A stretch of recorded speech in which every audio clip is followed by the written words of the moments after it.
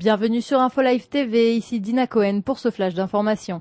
Le général syrien Mohamed Souleiman, qui a été assassiné hier dans la ville portuaire de Tartus en Syrie par un tireur d'élite, était responsable de la sécurité du réacteur nucléaire d'Al-Kibar dans le nord de la Syrie. Cet assassinat mystérieux d'un homme proche du président syrien et en charge de dossiers sensibles liés au Hezbollah et à l'Iran s'ajoute à une série d'événements qui touchent les intérêts syriens et iraniens dans le domaine du nucléaire. C'est un nouveau coup dur contre le régime de Bachar al-Assad. Les membres du Fatah retournent vers la bande de Gaza. Ces derniers avaient été évacués en Israël après de sanglants affrontements avec le Hamas à Gaza. Tôt ce dimanche, le président de l'autorité palestinienne et le ministre de la Défense israélienne s'étaient mis d'accord pour le transfert de ces militants vers la Judée-Samarie. Mais plus tard dans la journée, ils décidèrent de les reconduire vers Gaza. Selon des dirigeants à Tsahal, il s'agirait de militants qui par le passé étaient impliqués dans plusieurs actes de terrorisme. Malgré les réserves occidentales, le président syrien Bachar el-Assad vient de terminer une visite de 2 jours en Iran. Durant ce séjour, il a sérieusement affirmé son soutien au gouvernement iranien ainsi qu'à ses projets nucléaires. Il s'agit là d'une affirmation qui s'oppose aux espoirs occidentaux de stabilité dans la région. De plus, cela contredit les approches syriennes pour des pourparlers avec Israël, discussions indirectes qui sont arrivées la semaine dernière à leur 4e session.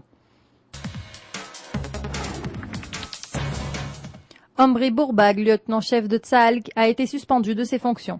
Celui-ci avait ordonné à un soldat sous ses ordres de tirer l'une de ses balles en caoutchouc sur un manifestant lors d'un affrontement à Naalin, à proximité de Ramallah. L'incident, qui avait été diffusé par des militants d'une organisation pour les droits de l'homme, avait fait scandale dans la presse israélienne il y a quelques semaines.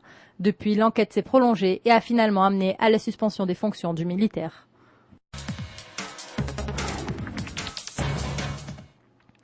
Des fidèles baïs résidant en Iran ont été accusés d'espionnage pour le compte d'Israël. Cette affirmation a été rapportée par le journal iranien Risalat. Il s'agirait de 7 adeptes du baïsme qui ont avoué, après leur arrestation il y a 3 mois, avoir mis en place une organisation illégale qui recevait ses ordres d'Israël afin d'espionner l'État islamiste. D'après le gouvernement iranien, ce groupe agissait contre les intérêts de Téhéran et entretenait des relations avec l'État hébreu. Le gouvernement a approuvé la création d'une banque d'empreintes digitales et de données personnelles qui caractérisera chaque résident israélien. Cette technique permettra aux services de sécurité de déjouer les falsifications ainsi que l'usurpation d'identité.